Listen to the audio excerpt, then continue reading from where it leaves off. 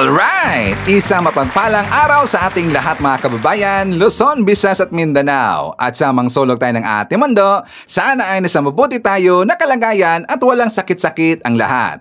Ito po si Sir Ivan mga kababayan at welcome back dito sa ating YouTube channel.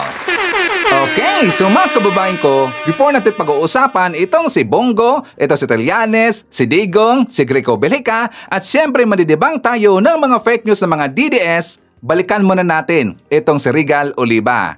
Diba itong si Regal Oliva mga kababayan, siya na po yung ating napag-usapan ho sa last vlog. Kasi nga sa hindi pa nakakaalam, ito si Regal Oliva, isang DDS, siya po ay binanatan ng kapwa niya, mga DDS mga kababayan. In-unfollow, ibinoykot. Pati nga yung inendorso na beauty clinic ni Regal Oliva mga kababayan, hindi po nakaligtas sa mga DDS. Ibinoykot. At mismo po mga Cebuano, taga Cebu na mga DDS ang napakalat ng picture na inendorso pala ni Regal Oliva ang kumpanya na yung makabayan. So nilagyan nila ng boycott. Itong si Regal Oliva, dahil naramdaman niya na galit talaga ang mga DDS sa kanya, siya po ay gumawa ng vlog. The other day makabayan, humingi siya ng sorry. Diba siya po'y nangiyak-ngiyak doon sa kanyang vlog makabayan. Tapos sabi pa niya na sa lahat daw ng kanyang mga nasaktan na mga DDS, sorry daw. Baka daw ang time na yon hindi siya or wala siya sa kondisyon makabayan. Baka daw siya ay tired. So yun po ang kanyang palusot. Baka daw siya ay tired kaya nasabi niya yung mga script niya ng vlog na yung makabayan. Pero hindi umepekto. Bakit? Kasi ang kanyang followers makabayan tuloy-tuloy pa rin ho na naglalagasan. Kasi nga 'di ba ang kanyang original po na count or dami ng followers is 1.6.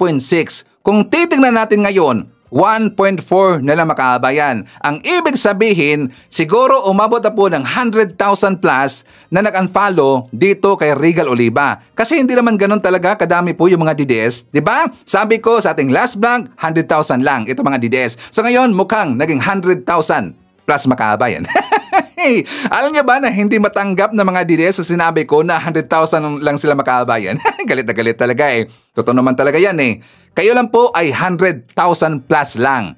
100,000 plus lang. Bakit? Kasi mismo mga rally ninyo, hindi nga ninyo mapuno-puno ang binyo, di ba? Na mga pinagralihan ninyo. Ang ibig sabihin, karamihan sa inyo is only mga troll account lang. So ngayon, only 100,000 plus lahat ang mga DDS. So ang vlog niya the other day na kung saan siya po ay humingi ng sorry sa mga DDS, umabot ho ng 1.7 po na views makabayan. Take note, 1.7 na views. And after that, after po sa vlog na yon, hindi na po nakaabot ng million makabayan.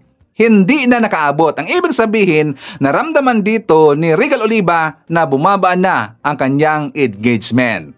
So ngayon, meron siyang follow-up. Bakit si Ivan? Kasi kahapon, meron siyang ginawa na vlog, binanatan niya si dating speaker Martin Romualdez.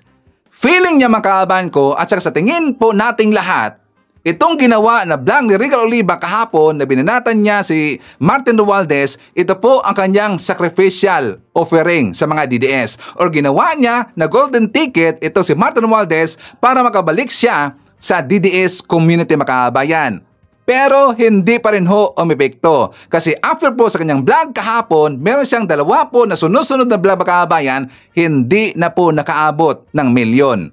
Pati nga yung vlog niya, pati po yung vlog niya tungkol kay Martin Romualdez makabayan, hindi po umabot ng milyon kasi siya po ay iniwan na or unti-unti nang iniwan na mga DDS. Diba gunggong talaga itong si Regal Oliva makabayan? Bakit si Ivan? Kasi nga nung time po na siya ay binanatan po ng mga DDS, kami po ay nakasimpatya. Napansin niyo ba ang mga post namin sa Facebook makabayan? Parang ipinagtatanggol pa namin dito itong si Regal Oliva. Kasi gusto namin na maengganyo itong si Regal Oliva na siya na po ay susuporta sa gobyerno makabayan. Ang kanyang content mag-twist, mag-360 turn, maging parang ipapakita niya dito yung nangyari sa ating gobyerno, yung mga totoo yung mga lakad ni BBM, yung mga magagandang nangyayari ngayon sa ating gobyerno at saka sa bansang Pilipinas. Gusto namin na yun na po ang ibablog ni Regal Oliva. pero hindi pa rin ho nangyari mga kabayan. So ngayon, ang mga Marcos supporter, mga pinklawan, mga pro-admin vlogger, binanatan or dapat talaga nating banatan itong si Regal Oliva. Kasi binanatan niya si Martin Romualdez na wala naman pong basihan mga kabayan. Wala pong ebidensya. Puro lang siya mga insinuations. Ginamit niya yung mga sinasabi lang po ng mga DDS, ng mga DDS vlogger. Ginamit niya lahat. At saka yung mga accusation ng mga DDS trolls at saka mga vlogger, yun po ang kanyang content mga kabayan. Tungkol kay Martin Romualdez. So ngayon, dapat ba nating kaawaan si Regal Oliva mga kabayan? Hindi na. Dapat siyang pitikin. Dapat pitikin po ng 200,000 na beses. Kasi yun po ang nalaga sa kanya mga followers. Dapat po pitikin talaga mga kabayan kasi pasaway talaga eh. So ngayon, doon po sa kanyang vlog tungkol kay Martin Romualdez at saka doon po sa vlog na siya po ay nagsuri, nabanggit niya doon na galit daw siya kay Martin Romualdez kasi hindi daw siya tinulungan mga kabayan. Pero hindi niya itunuloy. Bakit sa Ivan? Napag-alaman namin na kung bakit siya hindi tinulungan ni Martin Romualdez. Naalala niyo ba yung ipinakita ko sa inyo na balita tungkol dito kay Regal Oliva na meron pong isang clerk na dinismiss at saka kinasuhan kasi hindi po nakapag-remit ng 3.3 million pesos mga kabayan. Ang ibig sabihin, meron pong discrepancies. Naalala ba natin yan? Kahapon, meron pong naglabas ng dokumento mga kabayan para yan po ay mapapatunayan. At saka, I'm not sure kung sino po ang napakalat ito, pero marami na pong kumalat po na dokumento at saka hindi natin alam kung saan ito nakuha mga kabayan. Nandun po ang pangalan ni Regal Oliva.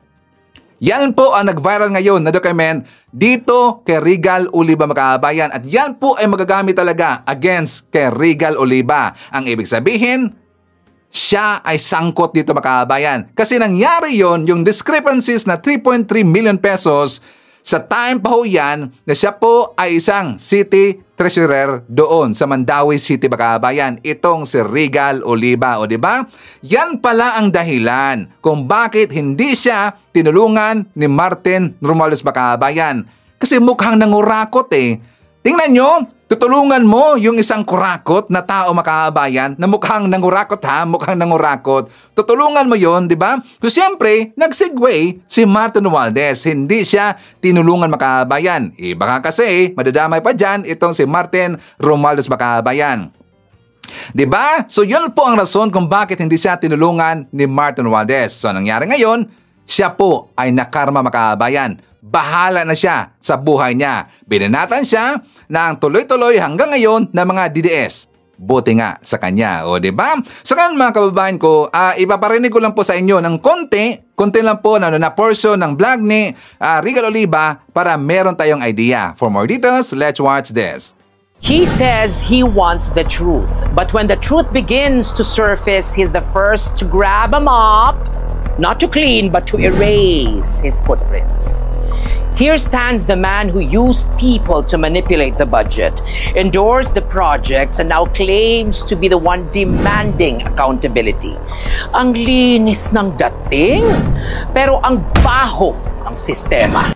Diba? Binanatan niya si Martin Romualdez mga kabayan, gonggong talaga eh. Ginawa niya kasi na golden ticket itong si Martin Romualdez para siya po ay makabalik sa piling ng mga DDS. Pero hindi na po umabot ho ng milyon ang kanyang blues mga kabayan. Buti nga, gunggong kasi, di ba? So ngayon mga kababayan ko, pupunta tayo dito sa issue ni Chavit Singson. Di ba siya po'y kinasuhan po ng plunder mga kababayan, graft and plunder ng mismo hong kababayan ni Chavit Singson. Kasi nga punong-puno na talaga sila eh. At mismo po yung attorney ang nagbulgar sa kanyang ginawang corruption mga kababayan nito ni Chavit Singson. May lumabas po na balita. Ano yan siya, Ivan? Kumakalat kasi na daw yung attorney na nagkaso kay Chavit Singson mukhang ipapatigil ng mga kababayan. Kumalat ho yan. Diba sa Ilocos Sur na mukhang ipapatigi. Well, hindi natin alam kung sino po yung planong magpapatigi dito. Pero meron ho tayong idea mga kababayan. Diba? You can read my mind. Okay, sino kaya ang planong magpapatigi doon sa attorney na nagkaso kay Chavit Singson mga kababayan? Sino kaya yon? So ngayon, siya po ay nagpa-interview. At saka kung bakit sinabi niya dito na or kung bakit niya kinasuhan si Chavit Singson, ito po ang kanyang rason mga kababayan. For more details, let's watch this. Lahat po ng aking ginagawa para sa bayan at sa probinsya na po natin. Wala po akong gustong para sa sarili ko o sa pamilya ko. Ang pamilya ko, wala ho sila rito. Ako lang pong mag-isaan nandito. Anong pakinabang ko sa paglalaban ko kay Chavit? Bakit? Kasi nakikita ko na parang api na tayo rito sa Ilocos Sur at sa Narvacan. Takot lahat ang kababayan ko magsalita. Hindi dahil sa pera o dahil talagang takot lang ho sila. Pero marami dyan ang nakikinig sa aking mga pinaggagawa. Hindi ko sila pinipilit na samahan ako. Bahala ho sila na samahan ako. Ito ay para sa inyo, kababayan ko. Lalo na sa mga kabataan ng Ilocos Sur at Narvacan. Para po sa inyo ito. Para hindi naman ho kayo lumaki sa isang bayan na kinalakihan namin na mga ama ninyo at mga lolo ninyo. Bayan na kayo ang hari, hindi isang pamilya o isang tao lang ang hari dito sa ating probinsya. Magkaisa po tayong lahat, mga kababayan ko. Tumindig ho tayo. Panahon na labanan natin ang lahat na gumawa ng nagnakaw ng ating mga pondo, yung pondo ng RA 7171 na yan, na para sa mga tobacco farmers. Sino pong yumaman? Hindi po ang mga tobacco farmers. Si Chavit Singson, dyan nagmula ang kanyang kayamanan. Magkaisa po tayo. Pangasiyo, kailan, kaprobinsyan, samahan ho ninyo ako para sa kinabukasan ng mga anak natin, mga apo natin. Huwag na po tayong lumaki sa ganitong sitwasyon na iisang pamilya ang may hawak sa atin. Iisang pamilya na wala namang ginawa kundi magnakaw ng pera at ari-arian ng ating probinsya. Nakikita naman po ninyo, magaling lang po si Chavit Singson magsalita. Pero lahat po ng sinasabi ninyo, kung usigin ang sinasabi niya, kung usigin po ninyo, puro sinungaling ang pinagsasalita niya. Please lang, mga kapatid kong Muslim, let me add that. Mga kapatid kong Muslim na nandito sa Ilocos Sur, please, pag-aralan ninyo maigi kung ano yung inaalok niya sa inyo. Maraming salamat po. Magkaisa po ang Ilocos Sur, magkaisa po ang Narvacan. Salamat po. Okay, so ito pa lang si Attorney Estelita Cordero mga kababayan, isa pong Muslim. At siya po nanawagan po sa kanyang kapatid po na mga Muslim na mag-stand up na, magsalita na. Napansin ba natin ang kanyang vlog mga kababayan or the way siya magsalita? Kitang-kita natin na siya po ay meron na pong kaba. Siya na po ay natakot mga kababayan. Eh siyempre, hindi ka matakot. Malaking tao ang binangga mo mga kababayan, di ba? Maraming tauhan yan, maraming pera. Siyempre, powerful ho itong si Chavit Singson kasi nga mayaman mga kababayan. Marami hong takot dito kay Chavit Singson. At buti na lang ho, meron na ngayon na nag-stand up ang grupo na Warriors T. Narvacan ang nagkaso dito kay Chavit Singson. According sa kanya, marami hong nakakalam na itong si Chavit ay kurap mga kababayan at dyan po galing ang yaman ni Chavit Singson. Tingnan nyo po si kababayan, Attorney Estelita Cordero kung gaano siya katapang mga kababayan. But syempre nakita natin na siya po ay medyo nanginginig na, meron po siyang takot. Kasi nga meron pong lumabas na balita na siya po ay ipapatigil na mga kababayan. So buti na lang, meron pong nagsalita ngayon itong grupo ni Attorney Estelita Cordero, ang Warriors T. Narvacan. Okay? So ngayon, pag-uusapan na natin yung nangyari kahapon na kinasuhan na ho ulit ni Trillanes itong si Bongo at saka si Digong ng plunder Makabayan. Bakit ulit si Ivan? Kasi nga nangyari na ho yan noon sa panahon po ni Digong Makabayan na kinasuhan na po ng plunder ni Trillanes itong si Bongo at saka si Digong. Kailang, siyempre, home court advantage at saka talaga pong galit na galit yung grupo ni Digong dito kay Trillanes, hindi nag-prosper Makabayan.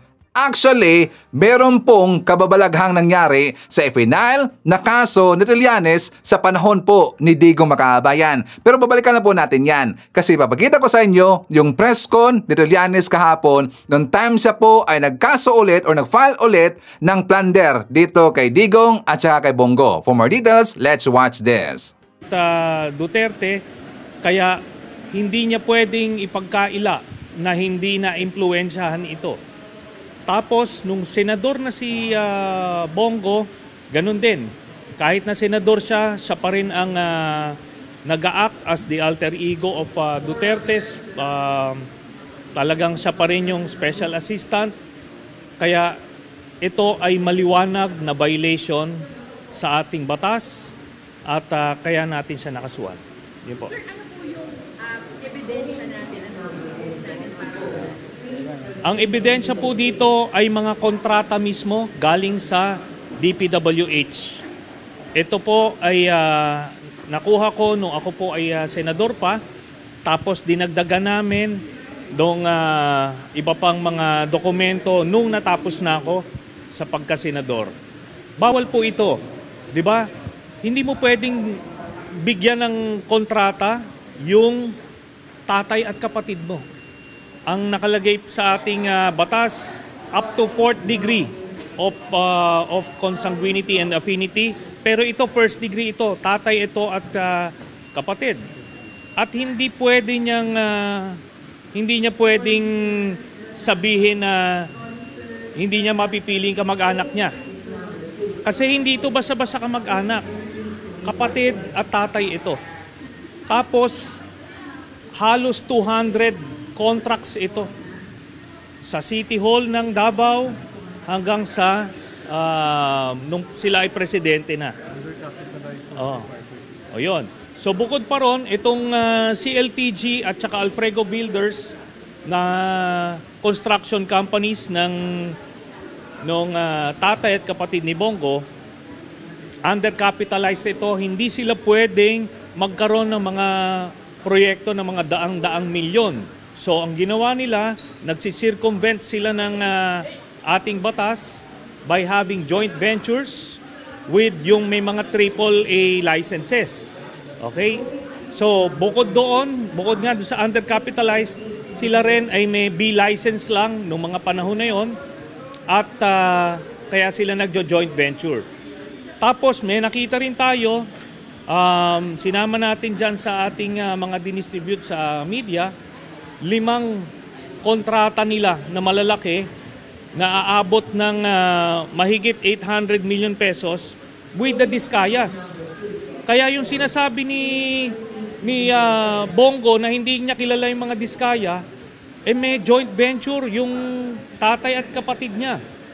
Tapos, paano nagkakilala itong mga ito? 'Di ba?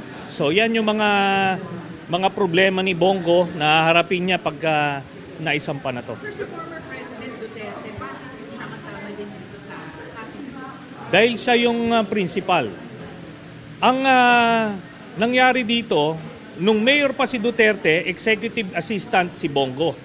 Maaring iniisip nila na hindi naman kilala itong tatay at kapatid ni Bongo that time. Pero eventually, nung nagpresidente na, nakita natin si Bongo, nakilala natin si Bongo at halos isang tao sila. So ang pumipirma, ang nag-a-approve ay itong si Duterte, pero nasa likod niya itong si Bongo. Sir, so simula pa nung alkalde si Duterte, itong kaso na to hanggang doon sa mabuo yung 7 billion na yan? Yes. Simula ito nung 2008 hanggang present. Okay? At ano ito? Hindi ito minsanan lang. Halos 200 contracts ito. Sir, bukod sa mga kontrata, ano pa po pruweba natin proof na may connivance, collusion, na meron pong pinaburan talaga itong CLTG Builders sa Alfredo. Ano pa pong ebidensya, sir? Alam natin, di ba, special assistant si Bongo ni Duterte. Tatay niya nakakuha at kapatid niya nakakuha ng 7 billion na kontrata. Kumbaga, hindi na ito pahirapan. Di ba ang issue ngayon, sino ang politikong nasa likod ni Diskaya? Di ba? Sinasabi nila, sino yung politikong nasa likod? Darating tayo dyan, kasi makikita nyo rin kung sino yung nasa likod dyan. Pero, ito hindi mo na kailangan malaman kung sino yung nasa likod kasi tatay at kapatid mismo. That is how the plunder law was defined. Pag nagbenepisyo ka illegally sa mga through a series of acts. Oo. So, ito, pati pamilya mo kasama ka diyan. So, worth 50 million. Nadagdagan ba yung mga masasapa ng kaso? Ngayon, binabanggit lang natin si Duterte, si Senator Bongo, yung tatay at kapatid. Meron bang mga additional DPWH officials? Yes. Yung DPWH officials dito, yan na yung makukuha na testigo ng ombudsman. So, ito yung pagkakataon nila. Kung hindi sila magko-cooperate, sila ang makakasuhan.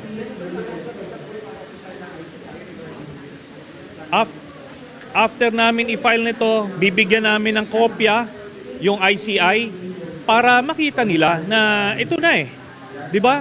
Ito diretso talaga ito. Tatay at kapatid, binigyan mo ng bilyon-bilyon na kontrata. While you were in power, covered nila 'yon. Kasi ganito 'yan. Kung nung hindi naman natin yung sinasabi niyang pag yung kamag-anak mo may negosyo, hindi natin pinipigil, tama 'yun. Pero dapat dun sa sinasakupan mo, hindi sila pwedeng magnegosyo. Kunyari, nung Davao Mayor si Duterte, dapat nasa Visayas yung pamilya niya nagnenegosyo or nasa private sector.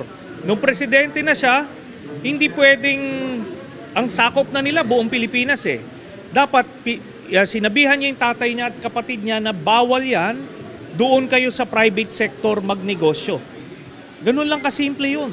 Okay, so napansin ba natin ang mata ni Trillanes Makabayan? Di ba galit na galit talaga Kahit hindi niya sasabihin na siya po ay galit sa grupo ni Digong, makita ho natin sa kanyang mata. Nagliliyab po ang kanyang mata Makabayan. Ang ibig sabihin, ito po ay payback time. Kasi nga, si Trillanes, siya po ay tuwang-tuwa na napalitan na po itong si Martires Makabayan. Di ba?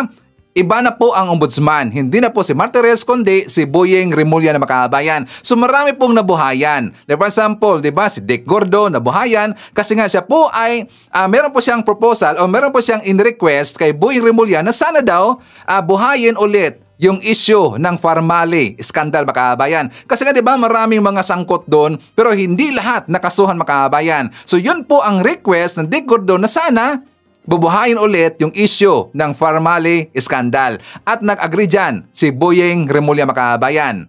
Dito naman kay Trillanes, siya po ay nabuhayan kasi nga si Boyeng Remulla na yung ombudsman. At hindi mangyari ulit yung ipinalya na kaso noon na nawala ho mismo sa DOJ Makabayan.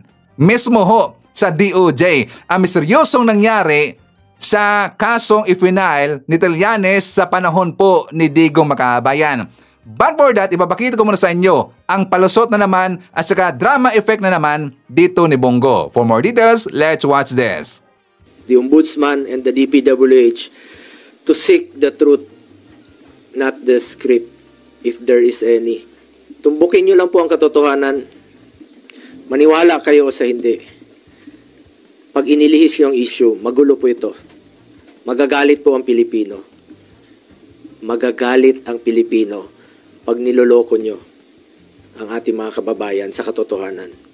Yung katotohanan lamang po, tumbukin nyo po, I am one with our countrymen in this crusade and fight against corruption. Ikulong ang mga kurakot at mga magnanakaw.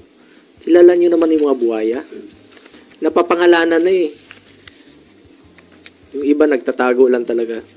Hindi ko alam saan sila nagtatago o pinagtatakpan nyo lang talaga. para ilihis yung katotohanan.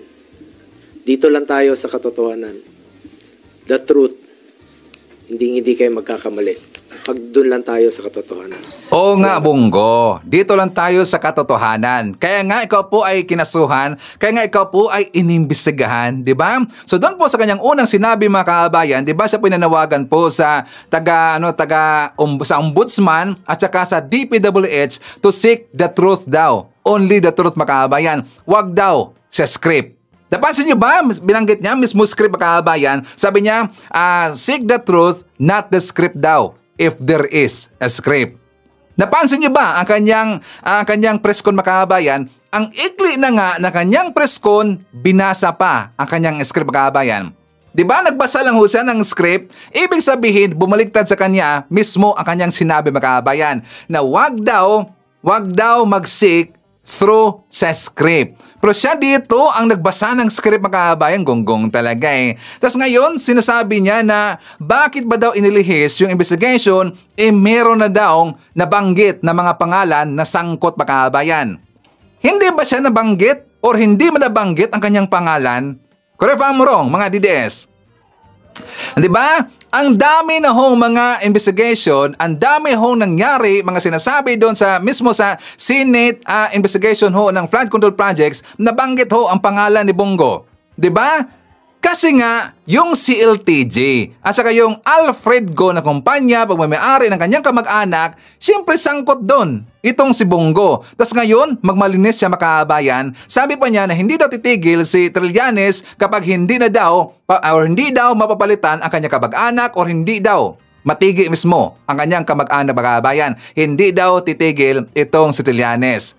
Alam niyo ba na pinagtangkaan ho na arigluhin ni Bongo daw itong si Trillanes, mga kaabayan, at dito niya inamin. For more details, let's watch this.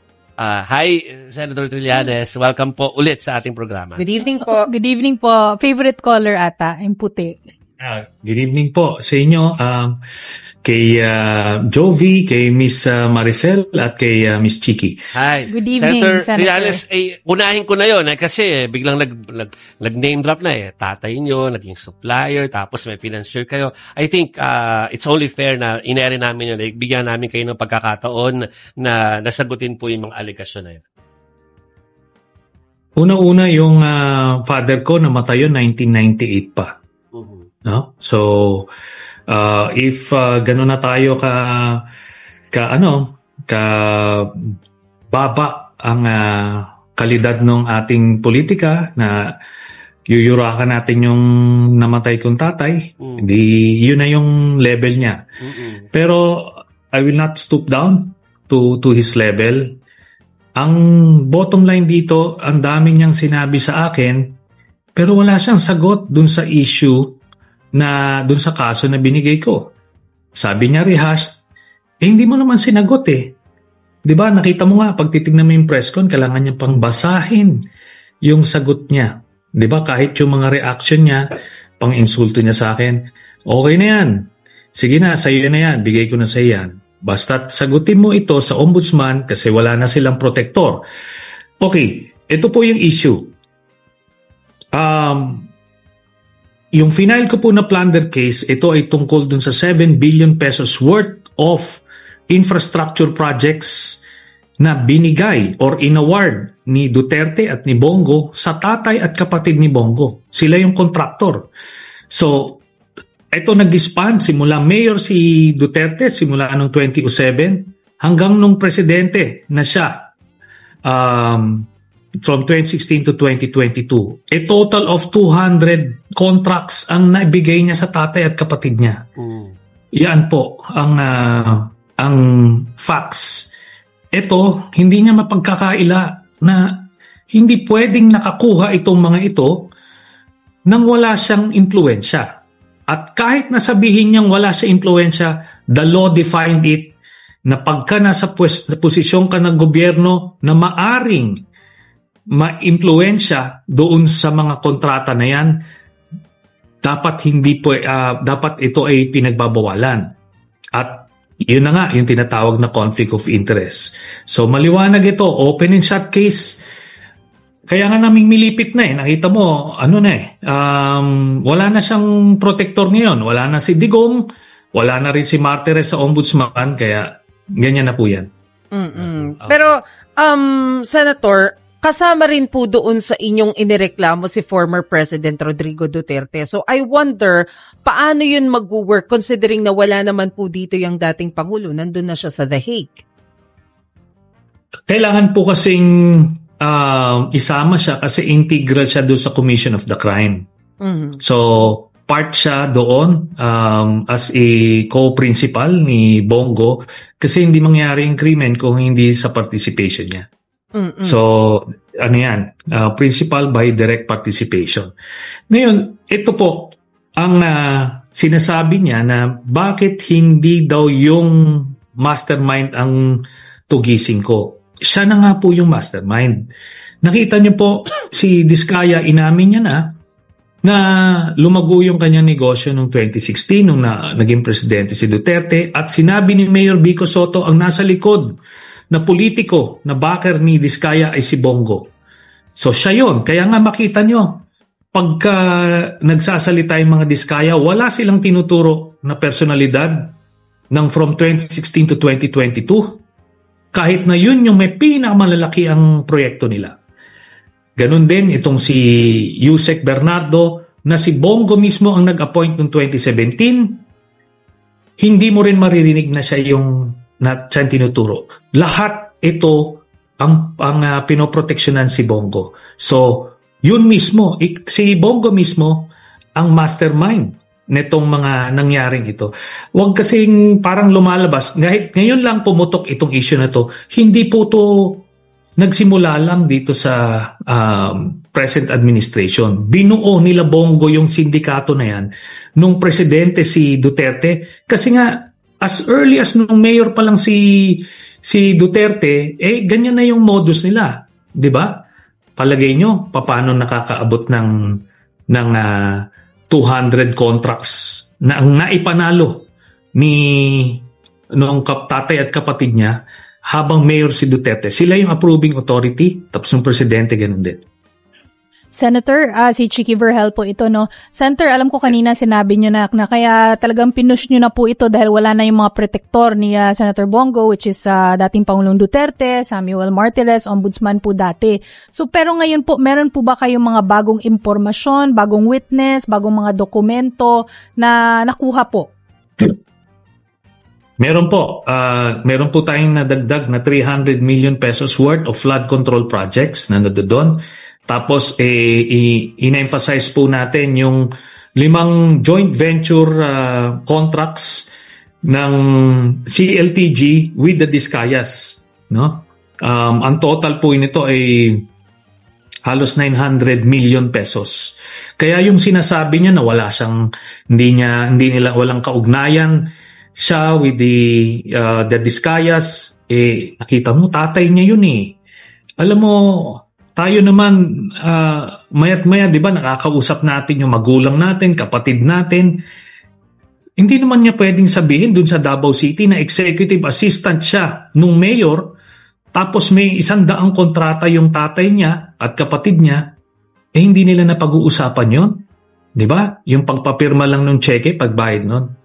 2 billion pesos worth ang nakuha nila nung mayor pa. Tapos, 5 billion pesos nung presidente na. Yan po. Paano nyo po i-address yung possibility na wala na namang mangyayari po dito? Katulad sa maraming mga kaso na wala rin pong nangyayari, no? But in your case, what if the possibility is always there, no, Senator? Meron ba tayong contingency plan? Alam nyo, itong mga Duterte, in-underestimate nila yung pagka-resilient ko sa mga ganyan. Alam niyo yung ICC case, umabot ng 8 years yon bago nagbunga. So ito, tututukan ko ito, kakaririn ko itong mga ito kasi nakita ko kung anong damage ang nagawa nila nung panahon nila at ang dami pang naloko at naloloko hanggang ngayon. Binubudol nila dahil nababaha nila ng pera yung social media, even the mainstream media, kaya natitwist nila yung katotohanan. Pero hindi ako susuko dito sa mga to. Nakulong na nga yung amo niya ngayon, di siya naman ang isunod natin. Pero maganda yung ipinupunto ni Jovi kanina, Senator. Kasi since kinasuhan si Senator Bongo dito sa Pilipinas. At pag-umusad. At pag-umusad siya, so what will happen kung halimbawa kasama rin siya doon sa mga nareklamo doon sa ICC? I don't know. Baka hindi mapapunta doon. Kasi kung may pending na kaso pa dito sa local. Ako personally, whichever comes first. Kung mauna yung ICC, di kulong siya. Kung mauna yung warrant dito, di kulong siya. Hindi ko na makikita yung difference nun. Importante dito, napanagot siya dun sa mga krimen na ginawa nila. Alam nyo, on its face, nagtataka nga ako when I was being asked kanina kung ano daw yung specific na violation. Sabi ko kung wala tayong nakikitang mali dito sa issue na ito na napunta sa tatay at kapatid, yung kontrata na inaaprubahan ni Duterte mismo na kung saan siya yung sidekick, may problema tayo. Ibig sabihin, gano'n na tayo ka-jaded dun sa mga nangyari ngayon. Di ba yung lumalabas dito sa issue sa Senado, yung sa hearing, di ba si Diskaya lumalabas, no? Sinasabi nila ang politikong nasa likod ay si Senador ganito o kung sino man. Ito tatay na mismo Wala ka nang hahanapin pa di ba? Hindi mo na kailangan maghanap ng conduit kasi talagang diretso na sa kanila, sa pamilya niya. Kaya I hope mabilis ang proseso nito at because we filed an open and shut case, so we'll see. Sir, any update? Baka po meron kayong nakukuhang info doon sa ICC? Kung meron na ba silang tina-target na susunod na aarestuhin mula dito? Si Bato yung susunod na arestuhin and na yan, it's a waiting game. Tapos si Bongo, mga next year yan. Pero we continue to help the ICC dun sa pagkalap nila ng testigo at iba pang ebidensya. Sabi ko nga sa iyo, hahabulin ko itong mga to. Problema kasi ni Bongo, alam nyo, ilang conduit yung pinadala niya sa akin para regluhin, para hindi siya isama, pero hindi niya ako mabili ng pera niya di ba? Tapos yung mga sinasabi niya may mga ginawa akong mali. Alam mo, 6 years sila naghalokay sa akin. 30 cases yung final nila sa akin, mga libel cases, mga harassment cases lang. Ni isang corruption case wala sila nakita sa akin. Di ba? Ang tanong dito, sana kung magaling lang yung mga reporters na nandoon sa Senado kanina, sana sinabi, Mr. Bongo, kung meron kang nakitang mali or illegal na ginawa ni Trillanes, bakit di nyo kinasuhan nung 6 years kayong presidente? Ang ginawa nila, sa sobrang desperado nila at wala silang nakitang kaso sa akin, yung pag-cancel na ng amnesty ko ang ginawa. Di ba? So, dapat makita ng mga kababayan natin na na lang ito, mga desperadong statements na lang ito from somebody na alam niya ng malapit na siya makulong. Ganun po yun. Senator, ano pong ibig ninyo sabihin na hindi kayo nabili ng pera? Was there an effort? Was there an initiative to... Yan ang tanongin mo sa kanya. Kasi ilang emisaryo pinadala niya sa akin para umatras ako dito. Sabi ko, nako, lalo akong ginaganahan mag-file ng case pag ginaganyan ako. Nakaharap siya ng katapat na hindi nabibili ng pera kaya nandito tayo ngayon. Ganun lang yun. At next time kanyo, sabihin nyo sa kanya, kapag hinihingan siya ng reaction, wag naman niya basahin. Di ba? Naman niya basahin, pati yung mga cliche niya, mga quotable quotes, kailangan pang isulat nung staff niya. Ganun po yun. Okay. Senator Trillanes, maraming salamat for guesting dito sa STL. Sa ulitin po, Senator. Maraming salamat po. Di ba? Nagpaplano pala ito si Bongo na arigluhin itong si Trillanes Bakabayan. Hindi na mangyayari yan. Hindi na yan babaliktad itong si Trillanes Bakabayan because it's payback time. Kasi nga diba, tinarantado nila ng grupo ni Digong itong si Trillanes Bakabayan. Noon nga, ang dami hong nangyari. Isa ho dyan, itong tanim ebidensyang ginawa ni Digong dito kay Trillanes Bakabayan. Naalala niyo ba yung mga bank accounts daw ni Trillanes? Inamin ho mismo ni Digong na siya yung gumawa nun Makabayan. Tingnan nyo yung pag-aamin dito ni Digong Makabayan. Tas ngayon, tingnan nyo yung mga DDS, bulag pa rin mga tanga at bulag. Kasi kapag meron pong sinasabi ito si Digong na kung saan magagamit against sa kanya Makabayan, ano ang laging sinasabi ho ng mga DDS? Joke lang. Diba? Napansin ba natin yan? Joke lang yan ni tatay. O diba? Kayo naman maniwala ka kagad Diba? Ganun ang mga DDS. Diba? Ginawa ang joke. Pero ito, hindi yan joke Makabayan. Kasi mesmo po si Digong ang umamin, gawa-gawa niya lang yung sinasabi niya na mga bank accounts ni Trillanes. So anong nangyari ngayon mga DDS, this is payback time. O diba? Itong si Bongo, pupunta na rin yan or ipapadala na rin yan doon sa ICC. Soon, malapit na. Pero daw, mas mauna itong si Bato de la Rosa Makabayan, di ba? So buti nga na ginawa ito ni Trillanes sa kanya. Kasi nga noon mga kababayan, talagang napakadumi po ng imahe ni Trillanes noon. Kasi nga sa mga fake news ho yan na mga DDS. Dahil rin po yan kay Digong Makabayan. Pinagmukha kasi na sinungaling ng grupo ni Digong at ng mga trolls at ng mga DDS vlogger itong si Trillanes. Pero nakikita natin ngayon kung sino ang nagsasabi ng totoo Makabayan at sino ang credible dito. Sinong meron dalang mga ebidensya. Diba si Trillanes? So ngayon, kitang-kita na si Trillanes ang nagsasabi ng totoo Makabayan. Okay? So before tayo mag-proceed or mapapatuloy, syempre pasalamatan muna natin. Thank you so much sa lahat ng mga viewers na nag-like and also nag-shares ng ating mga vlogs. Thank you so much at God bless po sa ating lahat. And also, syempre, i-shoutout natin ating mga pinalangga na mga legends, ang mga senior citizens. Hello po, kumusta ang lahat? And also, i-greet natin ng happy birthday ang lahat ng mga viewers na nag-birthday ngayong araw. Happy birthday!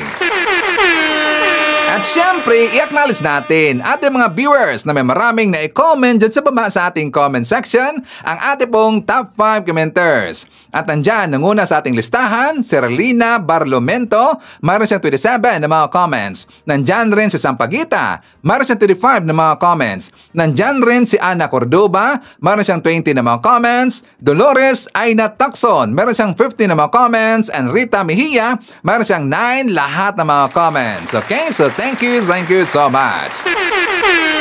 At syempre, i-greet natin ating mga suki, mga early birds. Yan ang una sa pag-comment dyan sa baba sa ating comment section. Ang nanguna po na nag-comment, nandyan si Maricruz Hernandez from North Carolina, USA, Grace Gruta, Jovi Montero, Romel Ordonez, Trening Lozano, Helen Jimenez, nandyan rin si M.E., Elina Manuel, Joanna Nabalta, Delphine Morancel, nandyan rin si Ferrifigo Mapak, Alright mga tol, Menchi Saudi Nabal, Haitsu Rosario Stochir from Dubai, UAE, Bibian Tindaan, Antonio Marcos, Suset Tabor, Alan Ebrio, April, and Haitsu Elizabeth C. Okay? So mga kababayan ko, ang ibig kong sabihin kung bakit merong nangyaring kababalaghan doon sa final na kaso noon na plunder ni Trillanes doon kay Bongo at saka kay Digong kasi nawala mismo doon sa loob po ng office ng DOJ Makabayan. Ang ibig sabihin, meron pa pong mga ok-ok, mga salot, mga Maka-Duterte na nandun pa sa loob ng DOJ Makabayan. For more details, let's watch this. Kasi mga kaklir ganito, okay? Natatandaan nyo, parang nandiyan pa si Ombudsman Martires. Nag-file na ng case, plundered. Alam ko dalawin. Para dito, sakay sa Frigate Okay? Nag-file na si dating Senator Trillanes laban kay Senator Bongo at kay dating Pangulo Duterte. At ang nangyari, sa DOJ niya to sinampa. Okay? DOJ. Diba? Bakit at that time? Ba't ba?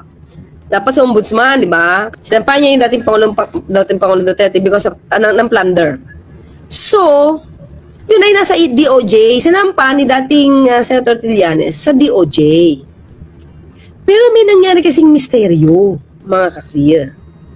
Parang hindi siguro feel ni Senator Trillanes magsampa sa ombudsman.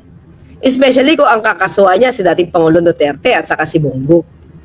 Diba? Kasi wala naman sinampang kaso si ombudsman laban kay dating Pangulong Duterte kahit humiyaw ang issue about Pharmally. Kaya nga tuwan-tuwa ngayon si Senator Gordon na mapabuksan yung Pharmally kasi para alam mo yung feeling na alam mo sa sarili mo, ikaw yung nang-imbestiga, alam mo sa sarili mo kung sino yung merong liability. Pero dahil mga takot nga daw yung ibang mga senador, parang ayaw pakasuhan si dating Pangulong Duterte. Parang on the time, kung di ako nagkakamali, pag nandun daw yung pangalan ni Duterte, parang hindi sila pipirma, something to that effect. So maraming kaalyado si dating Pangulong Duterte sa Senado, kaya nagpupuyos ang kalooban itong si Senator Gordon. Pero ngayon, na nadinig niya kasi tinanong ng reporter kung mabubuksan yung Pharmally, ang sabi ni Ombudsman Remulla, yes. Siya yung chair ng Blue Ribbon Committee noon. Kaya nga alam niya na ginamit, di ba? Hinayaan ni dating Pangulong Duterte itong si Bongo. Hinayaan ni dating Pangulong Duterte si Michael Yang na mamayagpag. Through that Pharmally. Yung Pharmally na walang pera. Yung Pharmally na sa SEC pero parang hindi ganun kalalaki mga negosasyon na allow. At sinabi ni dating Pangulong Duterte kay Duque, yung budget bigay sa PSDBM. Tapos kinuha ng PSDBM na mag-head doon, bata, Senator Bongo. Di ba? Bata, yun ni Senator Bongo. Yun, di ba? Sabi mo, Senator Bongo, you are fighting, di ba? Against corruption. You have this fight against corruption. Paano yun? Bata mo si Christopher Lau na mayagpag sa Pharmally, pero tahimik lang. Diba? Ano yung misteryong nangyari sa DOJ na kinagulat ni dating Secretary Boying Remulla, dating SOJ Remulla? Bakit may mga tao sa loob na parang ginawa ba ito dahil BDS sila? Dahil meron silang pinoproteksyonan? Kaya nila nagawa ito? Malaking question mark yun. Kumilo sila nang hindi alam ni SOJ. Diba? Ano tong binulgar ni Secretary, ni Ombudsman Remulla? Kina nilang yata ito na-reveal na-reveal to, natanong napaka-honest naman kasi talaga ni Ombudsman Remulla, yun lumabas. May nagmanipula. Mukhang may nagmanipula sa DOJ nang hindi niya alam. At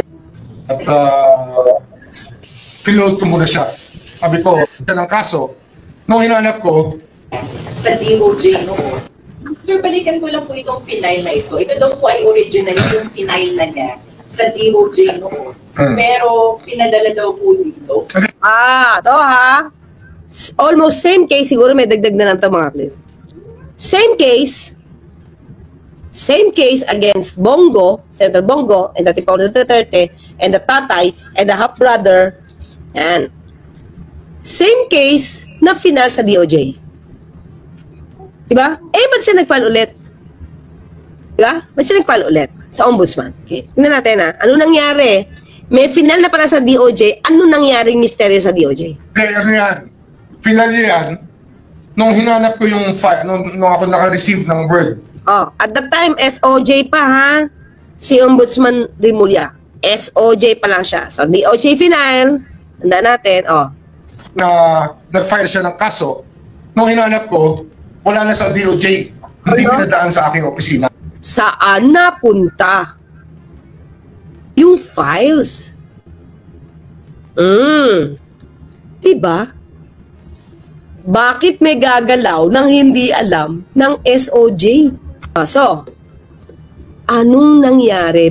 Bakit bigla nawala yung files sa DOJ? Itong isang dahilan kung bakit nagkalabuan na kami ng Prosecutor General noon. At pinulot ko muna siya. Sabi, Finload? Bakit? Umaksyon nang hindi alam ng SOJ. Nasaan yung files? Bakit pinakialaman? Iko, kung gano'n ang gawain, hindi igagalang ang opisina ng Secretary of Justice, bakit pa? O, di ba? Imagine mo mga final sa DOJ. Pinakialaman nung dati niyang Prosec General. O ano to? Di ba? DDS ba siya? Bakit pinakialaman nang hindi alam ni SOJ? Yun lang yung point dyan. Meron bang nakaplantang tao dyan to protect the Duterte no matter what? That's the question. Sabi nga niya, finulot ko dahil kung paano gagana ang hustisya kung may ganyang klaseng tao sa loob. Walang pakialam. Record yun eh. Bakit nawala? Pinakialaman ng Prosec General ng DOJ. Rosalie, actually hindi siya binaon. Tingnan natin kung saan dinala. Hindi natin mabanggitin kung sino yung Prosec Gen, ha? Okay, dati ha, hindi si Padulyon bago. Kasi hinangaan niya nga si Prosec Gen Padulyon ngayon. Okay, go. Diba? Kaya, yan, buti na lang napalitan na yun. Buti daw napalitan na. So, ibig sabihin, may naamoy siyang hindi maganda. May naamoy siyang yumayari ng kaso. Diba? Kasi, umpisa pa lang, mukhang meron ng pinoproteksyonan. At yun yung ayaw ni, at the time, SOJ Boying Rimulya. At ang nakaupo ngayon na Prosecutor General ay napakahusay. Si Richard Padulyon. At yun, puring-puri ako doon. Anyway, itong kaso ito, pag-aaralan pa. Hindi nga ako nagkaroon ng pagkakataong makita ang mga papel na to noong panahon na yun. Isang taon na yun eh. Mga isang taon na yata. 1 year na ba yan? 1 year na. Tama, isang taon na yun. At hindi namin nakita yun eh. So ngayon, pag-aaralan ko. At pag-aaralan namin, dadaan niya sa evaluation, fact-finding, at preliminary investigation kung kakailanganin. Saan dinala? Diba? Saan dinala? Ang pagkakaalam natin dito, mga krim, nadala sa ombudsman. Nadala sa ombudsman. So, anong purpose kung dinala ito sa ombudsman at nawala yung file sa DOJ? Kasi si Ombudsman Duterte, ganun ba yun? Yun yung tanong doon, saan dinala? Dinala ba sa ombudsman? Kaya nung hinahanap ni Secretary Boying at the time, Secretary Boying, SOJ, di makita. Bakit dadalhin sa ombudsman?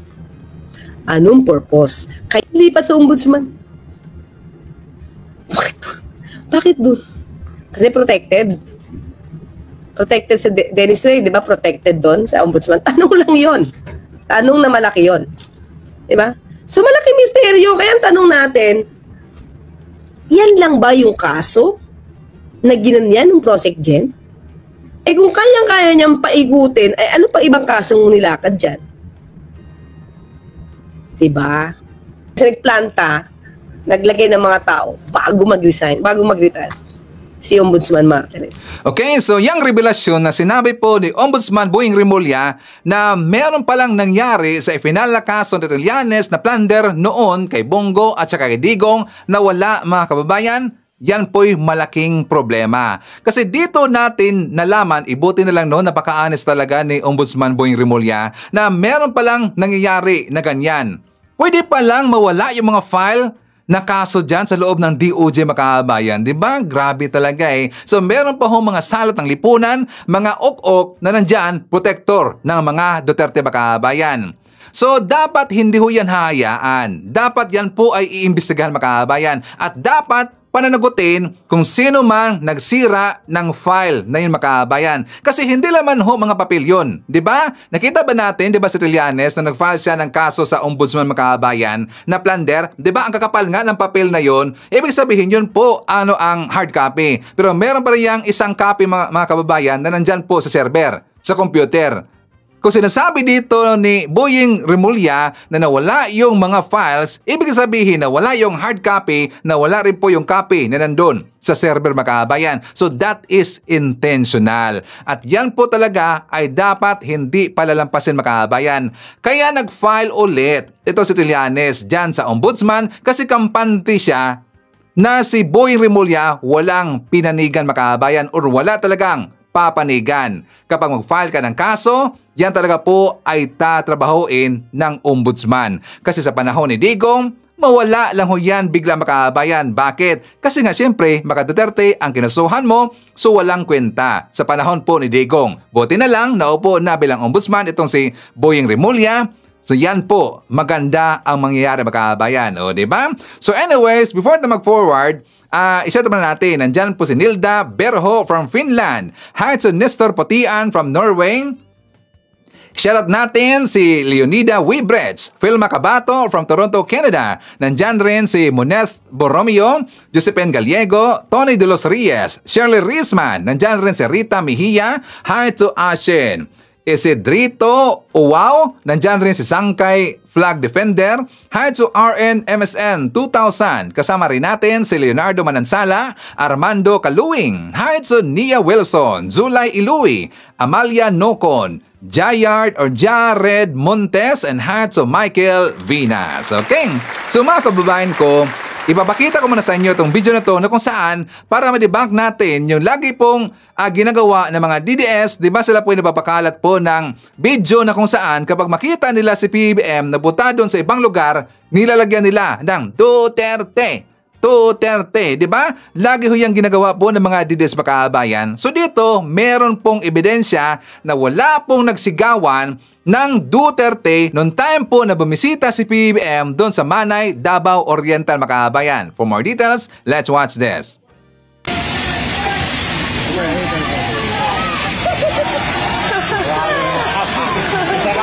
Duterte! May kinakahan na sa Duterte! May mga sumigaw ba talaga ng Duterte sa harap ni Marcos sa Davao Oriental? O, huwag agad magpapaniwala sa video na pinost ni Madam Coriana na may 1.8 million followers sa Facebook. Rinig ang mga nagchat-chant ng Duterte noong bumisita si President Bongbong Marcos sa Davao. May nakalagay ding text na reaksyon ng mga taga Davao sa pagdalaw ni BBM sa kanyang video na inilabas noong October 13, 2025. Meron itong mahigit 4 million views at 45,000 likes. Pero, totoo nga ba ito? Hindi, kasi altered or edited ang video na ito. Pinatungan ng audio ng mga chants. Ano nga ba ang nangyari? Nanggaling ang original clip na ito ni Marcos mula kay Maris Kalipayan Masinadyong sa Facebook na pinost ng ilan oras lamang bago ang altered video. Kinuha ito nang dumalaw si Marcos sa Davao Oriental noong October 13, 2025 matapos tamaan ito ng magnitude 7.4 na lindol at magnitude 6.7 na aftershocks noong October 10, 2025.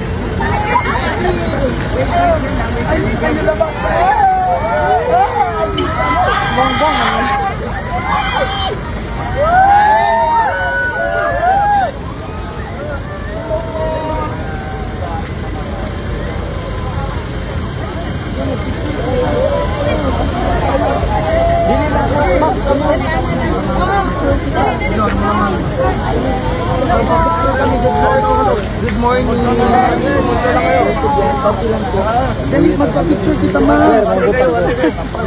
Ang totoong audio ay naglalaman ng reaksyon ng mga taga-suporta niya noong dumating siya at ang tunog ng sasakyan. Kaya bago mag-react o mag-share, siguraduhin tama o totoo ang nilalaman nito at laging tandaan na hindi porke viral, ay totoo. Oh, di ba napahiya mga dides makabayan kasi pagkaakala nila lahat ng mga nandyan sa Davao or sa Davao Oriental, mga maka-Duterte. Diyan sila nagkakamali makabayan. Kasi nga tingnan nyo, mismo ho sa original na video, di ba wala pong sumigaw po ng Duterte makabayan. Ang nakita ho natin doon sa original na video, very excited ho na makita na mga kababayan natin nandyan sa Davao Oriental. Itong si PBBM, di ba? Very excited sila. Mas marami pa rin po sumuporta sa ating gobyerno. Pero syempre ang mga DDS, hindi nila yan ma-accept makabayan. Kaya ang lagi nilang ginagawa, lagi lang ho sila napapakalat po ng mga altered videos na katulad nito na yung video ina-alter nila. Nilalagyan nila ng Duterte. Duterte yung video makabayan. Bakit? Kasi nasasaktan sila na kapag nakita nila ang kanilang kababayan na mismo po nandyan sa Davao Oriental, mainit ang pagtanggap nila sa ating President BBM. In your face, DDS, o diba? Napahiya silang lahat makabayan. So anyways, itutuloy natin. Ipapakita rin po natin dito kung ano yung mga lakad ni PBBM at saka ni Felisa kahapon makabayan para aware ho mga DDS para hindi sila mamukhang tanga at mga bobo. For more details, let's watch this. Una po sa ating mga balita, mas pinadali at hassle-free na ang pagbiyahe sa mga expressway sa tulong niya ng inilunsad na One RFID all tollways ngayong araw. Ayon kay Pangulong Ferdinand R. Marcos Jr., sa ilalim nito, isang RFID na lamang ang gagamitin bilang entrance pass sa lahat ng tollway sa Luzon. 2 beses sa isang linggo kung bumiyahe ang negosyante na si Sunny sa labas ng Metro Manila. Madalas siyang malito sa 2 magkaibang radio frequency identification o RFID na ginagamit pambayad sa expressway. Oo, kasi complicated sa akin kasi minsan naloloadan ko yung kabila. Dito pala yung kailangan i-load sa isang card. May 2 RFID, ang AutoSweep para sa mga biyaheng Skyway, South Luzon at Tarlac, Pangasinan, La Union Expressway.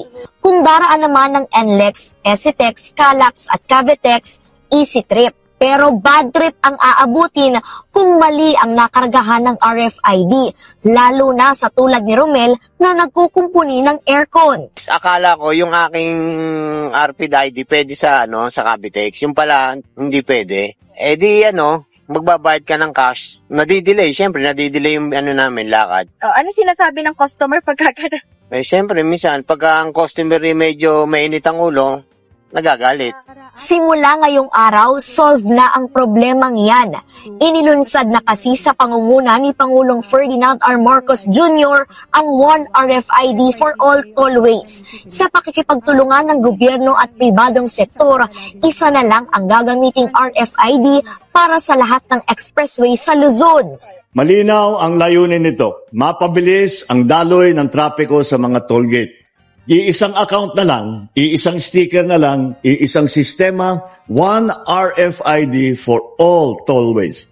Reduce unnecessary stress, reduce unnecessary delays. Itinaon ang One RFID ngayong undas at papalapit na Kapaskuhan. Layo nitong gawing mas moderno, konektado at resolbahin ang mga pangangailangan sa infrastruktura. Libre at voluntaryo ang One RFID. Una, mamili ng account na i-maintain. Simula ng application online at mag-walk-in sa gagamiting service provider. Yung stickers naman po, nang hindi nyo napili ay tatanggalin nila. Pag po natanggal na po nila yung sticker at naloadan nyo na po yung inyong RFID account, pwede nyo na pong magamit yon at yun na po ang inyong i-maintain. Yung balance, pwede nyo pong ilipat. Or baka gusto nyo namang i-refund, maaari din po. Approve yan sa mga motorista. Wala, nalito. Pag may karga yung isang yung isang tawag dito, RFID, kahit saan ka, pwede kang lumusot. Sa ngayon, epektibo ang One RFID sa mga pribadong sasakyan. Sa susunod na taon, target itong palawakin sa mga group fleet account o grupo ng mga sasakyan na nakarehistro sa kumpanya o gobyerno. Hinikayat ni Pangulong Ferdinand R. Marcos Jr. ang mga negosyanteng makiisa sa pagtataguyod ng digital transformation para sa mas mabilis na pag-unlad ng ekonomiya. Audrey, sa pagtatapos ng 51st Philippine Business Conference and Expo, ipinabot ni Pangulong Ferdinand R. Marcos Jr. ang kanyang mensahe sa mga negosyante at sa sektor ng industriya. Sa pagbabasa ni Executive Secretary at dating Chief Justice Lucas Bersamin, binigyang diin ang papel ng digital transformation sa pag-unlad ng ekonomiya at sa pagbuo ng bagong Pilipinas. Ayon sa Pangulo, kailangan ng kumilos ngayon upang makasabay sa mabilis na pagbabago ng teknolohiya. Sa tema ng The Future is Now, hinikayat niya ang lahat na makiisa sa pagtataguyod ng mass efficient, transparent at digital na pamahalaan. Kabilang sa mga reformang binigyang diin ni Pangulong Ferdinand R. Marcos Jr., ang Electronic Local Government Unit o ELGU platform na isang one-stop shop para sa mga business at building permits at ang Green Lanes na nagpapabilis ng permit processing para sa mas malaking investment. Kasama rin dito ang pagpapatupad ng mga batas tulad ng E-Governance Act at Konektado Pinoy Act na layong palawakin ang internet access at ang Philippine Identification System o PhilSys na nagbibigay ng digital ID sa bawat Pilipino para sa mas mabilis na access sa serbisyo ng gobyerno. By embracing digitalization, we reduce opportunities for corruption by minimizing human interaction.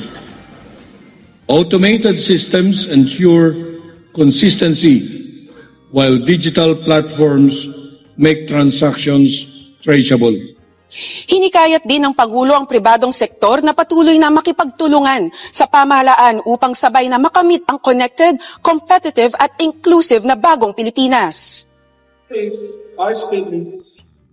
Together, let us shape a business sector where our enterprises help build a nation that stands tall in the global economy. Let us all harness the power of digital transformation to create a more connected, competitive, and inclusive bagong Pilipinas. Audrey, binigyan din ng parangal ng PCCI at ng Executive Secretary ang mga most business-friendly LGUs, kabilang na ang Tanay Rizal, Magallanes Cavite, Alaminos City, Bataan, Iloilo City at Quezon City. Nasa mahigit 1,500 ang nakatanggap ng libreng serbisyong medikal sa Lab for All program sa La Paz, Tarlac ngayong araw na pinangunahan ni First Lady Liza Araneta Marcos. Pinangunahan ni First Lady Liza Araneta Marcos ang Lab for All program sa bayan ng La Paz sa Tarlac ngayong araw. Present sa aktibidad ang mga opisyal ng pamahalang panlalawigan ng Tarlac, gayon din ang mga opisyal mula sa lokal na pamahalaan ng La Paz. Hatid ng Lab for All ang libreng serbisyong medikal tulad ng libreng physical at medical examination, libreng konsultasyon, mga pangunahing laboratory test tulad ng blood chemistry at hematology, ECG at digital x-ray at hindi rin mawawala ang libreng gamot. Sa kanyang talumpati, sinabi ng unang ginang na malaking bagay ang naitutulong sa programa ng pribadong sektor. So nice to see the public sector and the private sector work hand in hand. Nagbigay rin ang isang non-government organization ng isang mobile van na mayroong mga medical equipment. Labis naman ang pasasalamat ni La Paz Mayor Venustiano Jordan sa pagbisita ng unang ginang sa kanilang bayan. Nakakagalak kong makita na unti-unti nang nakikilala ang aming bayang La Paz. Na ang La Paz ay napapansin na ng nakararami sa mga programang pambansa. The Lab for All program reflects compassion and genuine public service, bringing quality healthcare and laboratory services closer to the people. Si Tatay Jorge na 9 na taon nagdadialysis, pumila para makakuha ng tulong mula sa DSWD. Ayon sa kanya, malaking tulong ang Lab for All sa kanyang pagpapagamot. Malaki po. Kahit na hindi siguro kwentahin, malaking bagay. Malaking bagay talaga. Kasi hindi pa isang problema. Dito may libre na.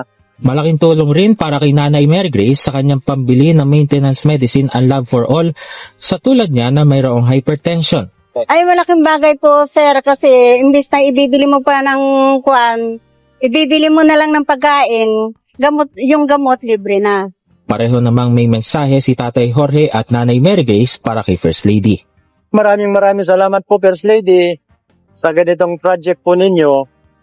At marami po talaga kayong natutulungan na katulad namin. Lalo na po ako, 9 na taon na po ako nagda-dialysis. Mabuti po dumating ang mga ganitong project ng gobyerno. Nagpapasalamat po ako kay ma'am dahil po kung hindi sa kanya, wala pong maraming matutulungan na mahihirap. Kasi po lahat po dito, lahat po talaga nangangailangan sa tulong niya, lalo na po yung mga nagpapa-blood chem, yung mga nagpapa-CT scan, mga ganon. Hindi po kaya ng mga tao na gumastos para po sa sarili nila. Kaya yun pong bigay po ni ma'am sa amin na PhilHealth na tulong, malaking bagay po sa aming lapasin. Ito na ang ikalawang beses na nabisita ng Love for All ang lalawigan ng Tarlac kung saan noong 2023 ay naserbisyohan ng programa ang mga taga Tarlac City. Aabot sa 1,550 individual ang naserbisyohan ng Love for All sa La Paz. Aabot naman sa 50 lugar sa buong bansa ang nabisita ng programa magmula ng ilunsad ito sa lalawigan ng Batangas noong 2023. Susunod naman na pupuntahan ng Love for All program ang Tanza Cavite at ang Bago City sa Negros Occidental.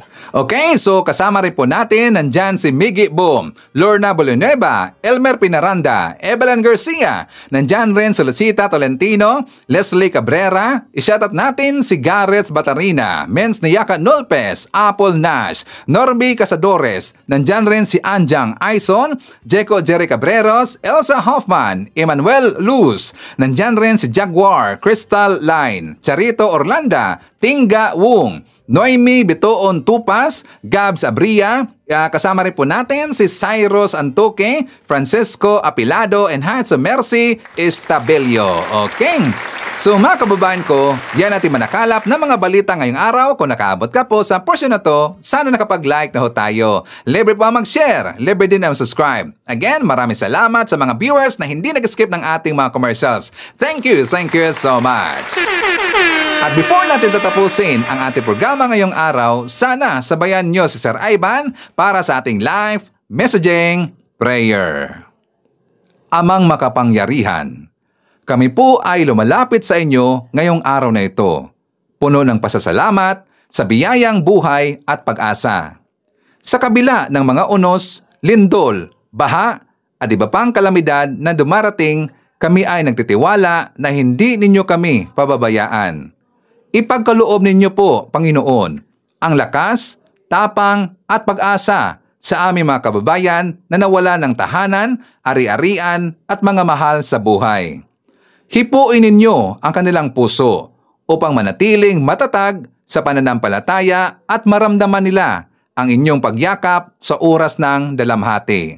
Idinadalangin ko ito sa pangalan nating Panginoong si Jesucristo. Amen. So maraming salamat mga kababayan, and I hope to see you again on my next video.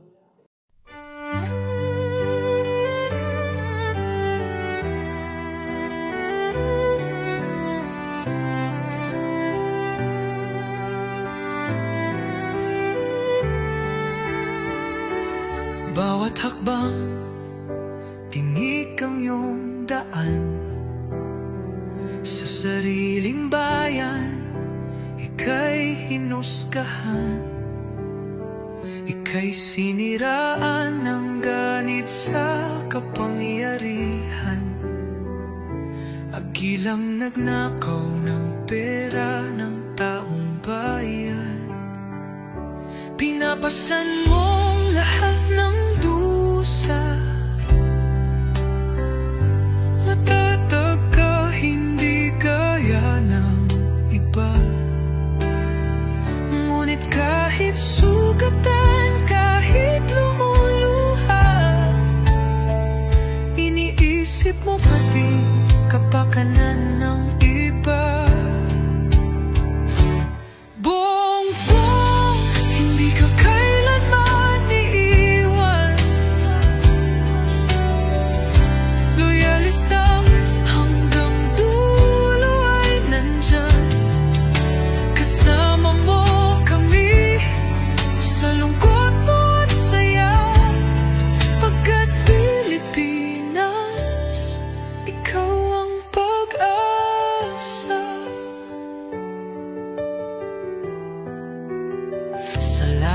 ng unos, ikaw ay nag-iisa.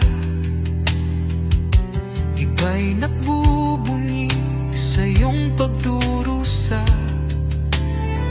Ngunit lahat ngayon ay malinaw na. Katulong mo ang Diyos, nag-iba sila. Ipinaglaban mo ang lahing sinumpaan. Nagkalat peking balita sa mamayan. Binabaliktad nila ang katotohanan, pero hindi na naig ang kanilang kadiliman. Bongbong, hindi ka kailanman iiwan. Loyalistang hanggang dulo ay nandyan. Kasama mo kami sa lungkot mo at saya. Pagkat Pilipinas, ikaw ang pag-asa. Ikinuhit ng kasaysayan ng pangalan mo, dalisay. Ngunit bakit tila nais kang burahin at siapolakay? Sa iyong mga mata may luha ng matinding pagdurusa. Ngunit sa puso mo, bayan pa din ang inuuna. Bongbong, hindi ka kailanman iiwan. Loyalista hanggang dulo ay nandyan. Kasama mo kami sa lungkot mo at saya. Pagkat Pilipinas, ikaw ang pag-asa. Bawat hakbang, tinik ang iyong daan. Sa sariling bayan, ika'y hinusgahan. Ika'y siniraan ng ganit sa kapangyarihan. Hagilang nagnakaw ng pera ng taong bayan. Pinapasan mong lahat ng dusa. Matatag ka, hindi